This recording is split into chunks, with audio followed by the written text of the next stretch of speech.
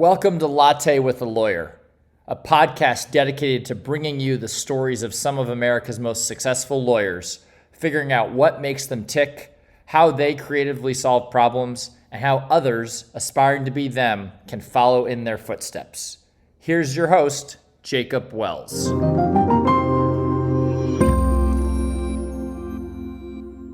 All right, welcome to Latte with a Lawyer. I'm your host, Jacob Wells, and today I'm really excited because we have a great episode for you. Here's our guest, Howard Schweitzer. Welcome to the show. Jacob, great to be with you. Thanks for having me. Yeah, thanks so much for spending some time with us today. I know you're a pretty busy guy, but before we get into the episode, can you just give our listeners a bit of an overview of who you are? Sure. So I'm Howard Schweitzer. I am the CEO of Cozen O'Connor Public Strategies, which is the government affairs arm of Cozen O'Connor, which is an AmLaw 100 law firm. I'm also a shareholder in the law firm, but we have a separate subsidiary, Cozen O'Connor Public Strategies. That's where I spend most of my time. And we advise clients on issues relating to government, the federal government, and then state and local government as well, specifically in New York, Pennsylvania, Illinois, and Virginia. But we really go coast to coast and advise clients across the country on issues relating to how they interface with government. Cool. And I know based on some of the bio about you that I read, you have a lot of history working with government. And like you said, now you're working with government as well. When you wanted to become a lawyer, when you were in college and try to figure out what you want to do, how did you first of all get into the legal side of things and then shift your focus within that into working with government? Yeah, well, Jacob, when I was in college, I mean, I'd always been interested in kind of politics, and um, went to University of Michigan undergrad, go blue, uh, and then chose to go to law school in Washington at GW because I wanted to be in DC, in and around the intersection of law, politics, and government. I did a semester in Washington during college. That was my version of study abroad. So Yeah, how was it was that? kind of always something I was interested in. Right. So what was that semester abroad in DC like? So I had an internship and we did course rotation. We had all sorts of interesting guest speakers, senators, people in government, and it was fascinating. And I actually interned for a guy back then who had a lobbying practice. And so the roots of what I do now were kind of sown back in 1990 when I was doing that internship. Gotcha. So back in 1990, what did the political landscape look like? What were you focusing on? What was really some of the key issues that appealed to you and kind of inspired you to affect change? I was always interested in issues related to foreign policy, um, Israel related issues, but I wouldn't say I was like super focused Mm-hmm. back then. And I've always had a kind of a broad range of interests, and I guess that's kind of the story of my career. I've always been a bit of a generalist. Mm-hmm. I like doing lots of different things, and um, keeps life interesting. And that's kind of the way I've approached my career. Right. Gotcha. And I know you brought up Israel a bit. I don't want to go into it too much, but with everything happening now, do you have anything that's on your mind regarding that? It's a very complicated, obviously, part of the world. Hmm. Um, and the media, I mean, look, it's serious what's going on now. Obviously, it looks like, they're on the brink of I don't know whether to call it war, but it's obviously Yeah. very serious. But the if I've learned anything in Washington in the past however many years it's been now, it's that you can't operate on the basis of just the headlines, because things get distorted. Hmm. And I haven't was texting the other day with a friend of mine who's over there. I think we have to take a wait and see, and I think there may be something going on below the level of the headlines that um, kind of de-escalates this, but we'll see. Right. Right. Absolutely. Um, so you were saying earlier that that you are a lawyer, but that you are not the traditional lawyer, and that you work with government a lot. Can you Mhm. talk a little bit about uh, some of the things that are similar, some of the things that are different, and how, despite what you're doing now, that education and practice has informed what you do now? Yeah. uh, So, I mean, lawyers at the end of the day are, yeah, you go to law school, you learn how to kind of think like a lawyer. But not every lawyer is walking into a courtroom and arguing cases, or um, handling murder trials or whatever it is. It's Right, like right. the television dramatization of what being a lawyer means is very different than it means in practice. And I believe any good lawyer can do anything. You may have to learn the substance, but at the end of the day, practicing law is about issue spotting and good judgment. And my Hmm. philosophy has always been, if you have the ability to spot issues and good critical thinking skills, good judgment, you kind of layer that on top of um, a situation, and you usually can get all the way there, or if not all the way there, pretty darn close. Hmm. And um, so that's kind of my philosophy. That's my work philosophy generally.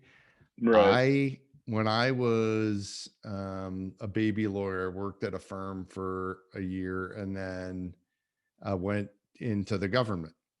I went into an in-house role, so to speak, at the Export Import Bank, which is a government corporation that finances U.S. exports to emerging markets. And I started out there as um, the at the bottom of the ladder in a Yep. group of 25 plus lawyers with incredible credentials, most of whom were doing transactional law. They were deal lawyers Hmm. doing project finance transactions. And what I tried to do was kind of use common sense and good judgment, and work really hard. One of the things about being in government is, I mean, people do work hard, particularly lawyers, because there's like a professional dedication. But um, people in government, it's a different cadence. And Yeah, so for my sure. view was, if you're looking to um, really make a name for yourself, like I was when I was young, Hmm. just work really, really hard, like really put in the effort, and there will be opportunities to kind of move up the food chain. It was an Mhm. unorthodox way to start my career, but it proved itself out. I was able to move up and take on more responsibility over time. Right. So you mentioned that a lot of what people think of when they think of lawyers is what they see on TV, a guy in the courtroom, um, some Johnny Cochran like guy, right? Um, Growing up, was that something that initially appealed to you, or you kind of saw through the what's portrayed in Hollywood to something more meaningful? And was there a role model that you looked up to?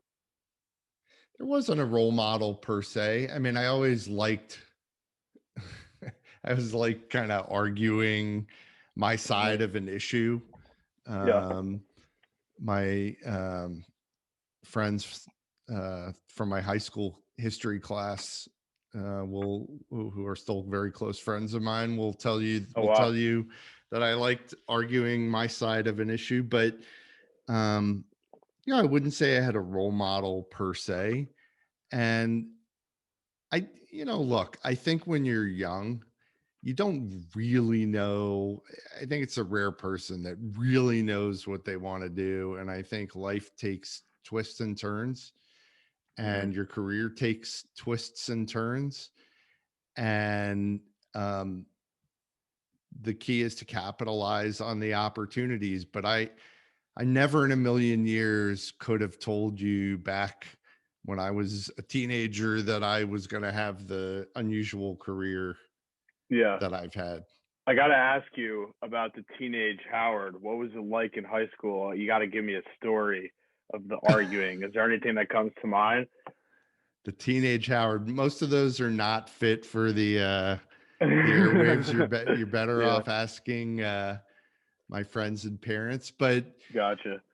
um, but there was a kid in my high school history class, I'll just use that, who was like super liberal, and I was kind of more conservative. And every day Isaiah Rothberg and I would go into history class, and it was kind of the no nukes movement of the in the 1980s, Yeah. and we duke it out. And he of course became a right winger, and I guess I was persuasive. He joined the Israeli Defense Forces, and um, the rest is history. But anyway. Yeah, I'll take it. That's great. So speaking of all the politics and all of that, you worked in a pretty high level political role with the Bush administration, Clinton administration, Obama administration. Um, what was it like working with such different presidents, and what was it that exactly that you were doing there? So I really kind of broke through under Bush. Um, One thing led to another. I'd worked my way up to being deputy general counsel of the Exim Bank, where I mentioned I started earlier. And um, it was the second George W. Bush term, and I was very close with um, our, our acting chairman, who made me acting general counsel. And then we kind of moved into the permanent roles together. Both of those were um, presidential appointments, and uh, it was. I mean, it was amazing, totally amazing, and probably just a fascinating job, because it's not just when you're in that kind of a role. You're the general counsel of a federal agency. You are as I said, you're you're the consigliere, not just the general counsel. You Yeah. are applying your judgment, and it's much more a senior kind of political slash legal slash just kind of general advisor kind of role. And so, yeah, this was an agency with a $50 billion portfolio and doing huge deals around the Wow. world, and very involved in things like the economic dialogue with China back then, and all sorts of fascinating things that I was able that I had a seat at the table for negotiations with Congress and the State Department and the Treasury Department. And I'll tell you that things don't change, or back then didn't change that much from administration to administration. Like, again, this like goes to the headlines thing. Like, there's not that much difference between a George W. Bush, Barack Obama, Joe Biden administration, Bill Clinton administration. There's like, yes, at the level of the headlines, yes, at the level of kind of macro policy, they're different. Day to day, they're not that different. And most of the decisions that get made would get made in any of those administrations. The Trump administration, that was different. I was going to That ask was you, different. Yeah.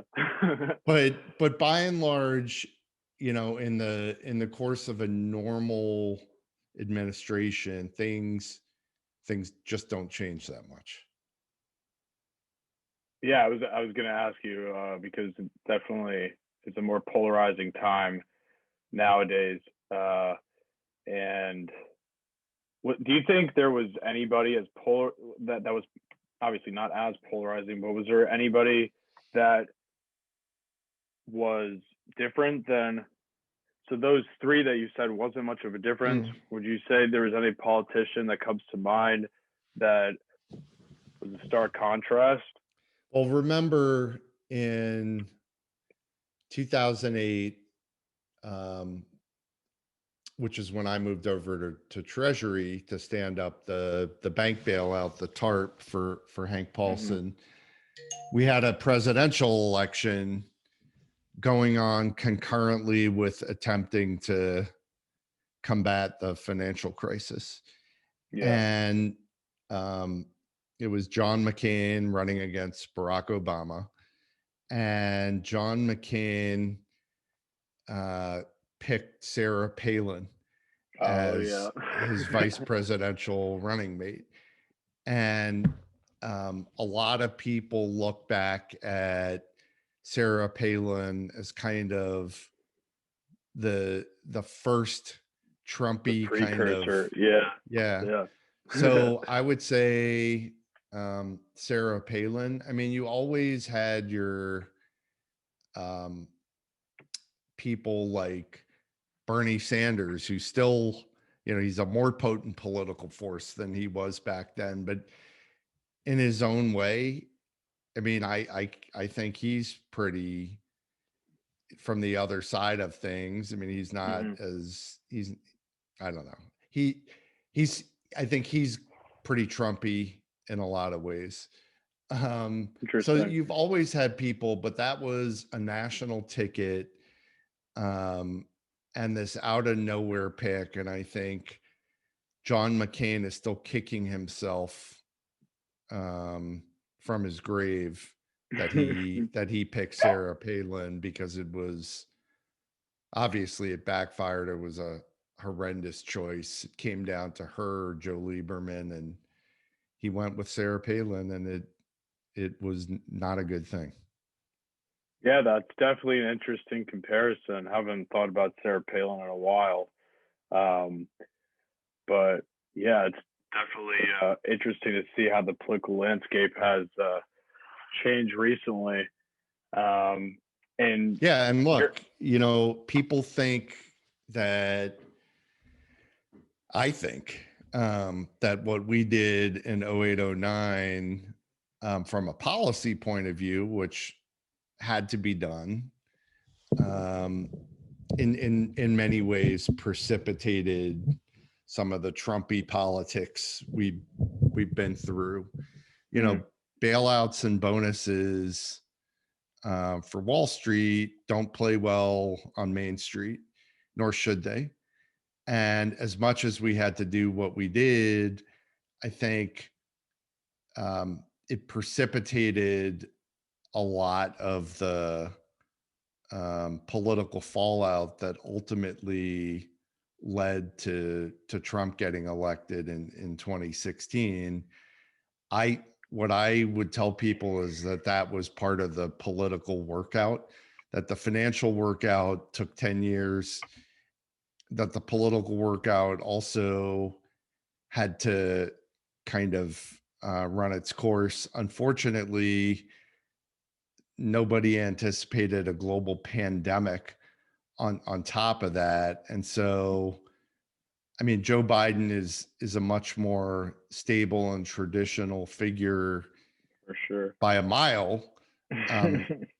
You know, but it's still a very politically polarizing time, obviously.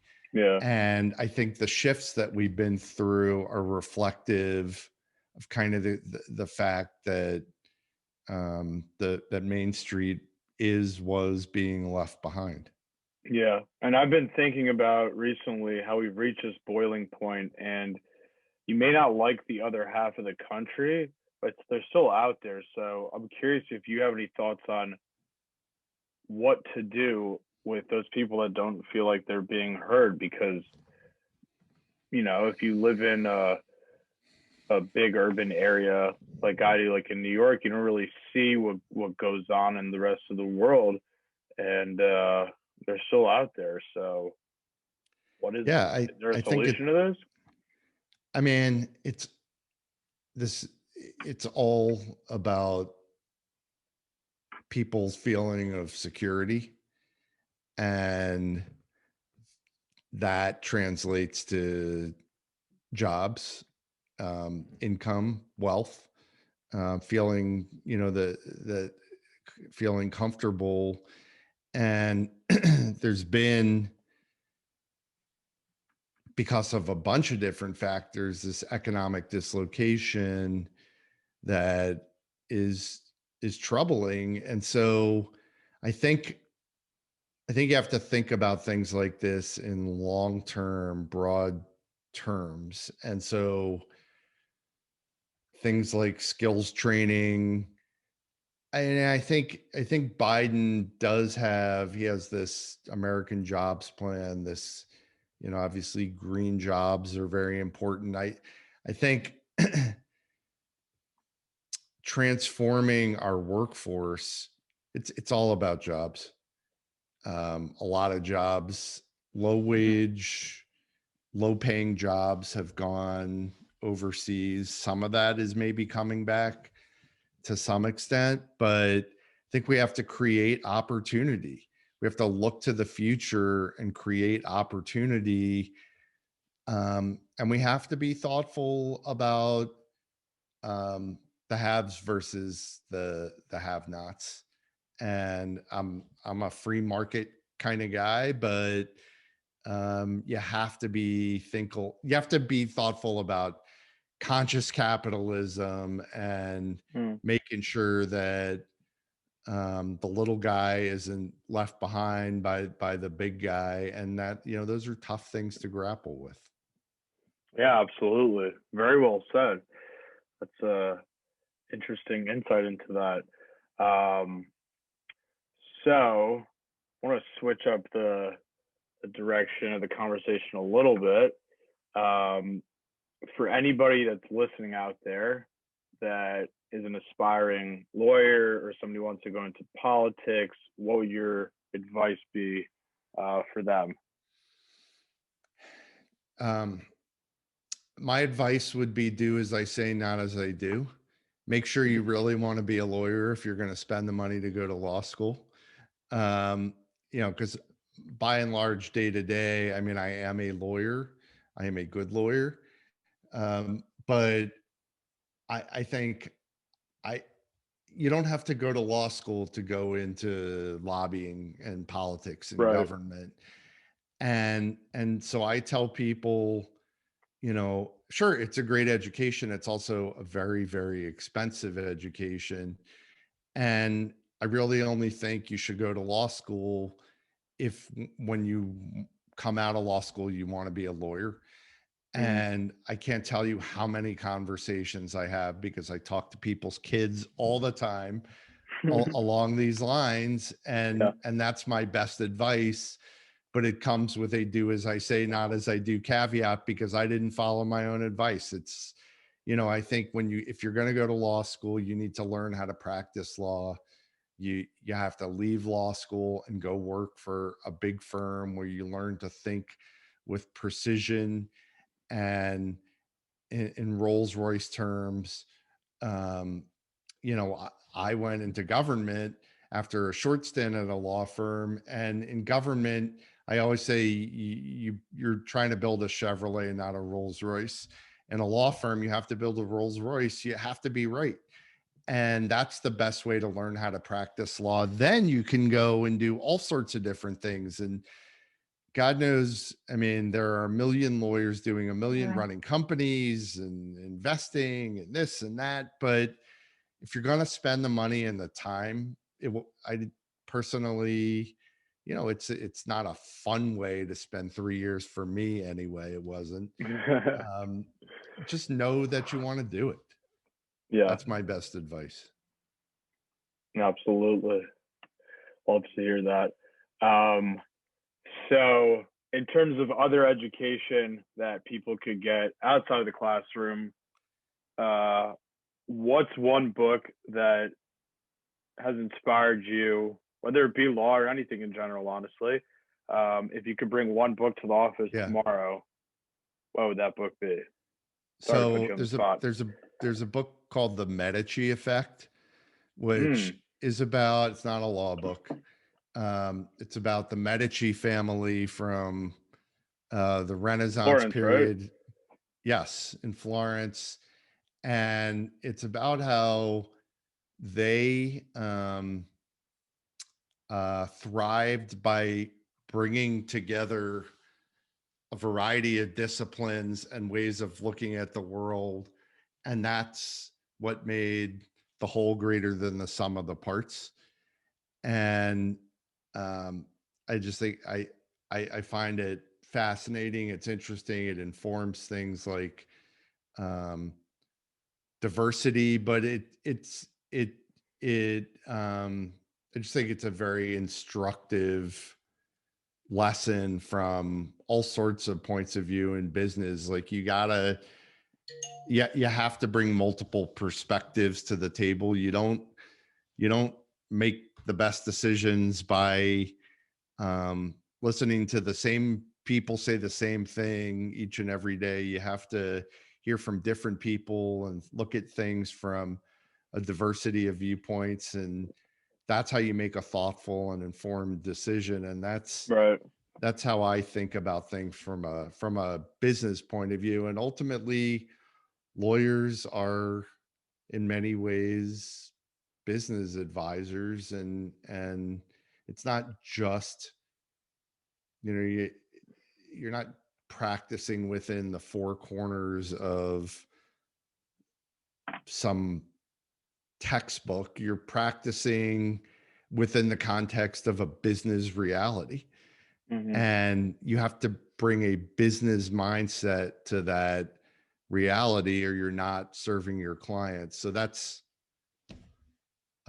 my what's one of my go-tos. That's interesting. That's a theme that's kind of come up before, is the business side of things. Um, and it's interesting that you brought up the Medici family, because that was something that was huge when I went to the Uffizi Gallery in Florence. They kept bringing up the Medici family, and something that I wanted to explore more. So definitely got to check out that book. And that definitely resonates with me. And I've heard that before about hiring with diversity, because everybody has weaknesses, and you can hire people that their strengths or your weaknesses, right? So definitely great advice. And I'm just going to ask you one more question because I know you're probably got somewhere else to be. Since this show's sponsored by Motion Track, which is a technology company, where do you think the future of the legal industry is, whether it be with AI or any other technology that could accelerate business and make things more efficient? Well, I think of it, I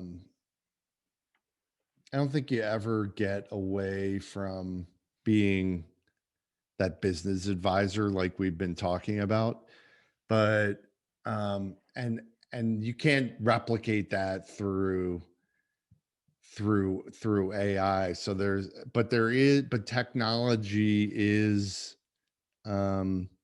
important, and clearly it's going to play a role.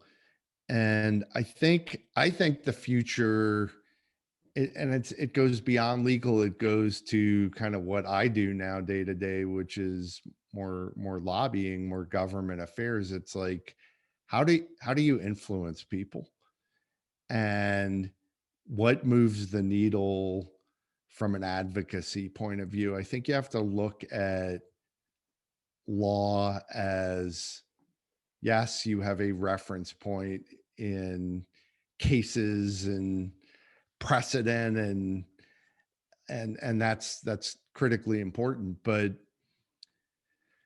it's how do you influence people? It's advocacy. What I do is advocacy. And so I think being more sophisticated in that regard, and thinking strategically and critically and analytically and from a technology point of view about how you register, whether it's in a courtroom, talking to a jury, or I'm on Capitol Hill talking to a member of Congress, what's going to resonate?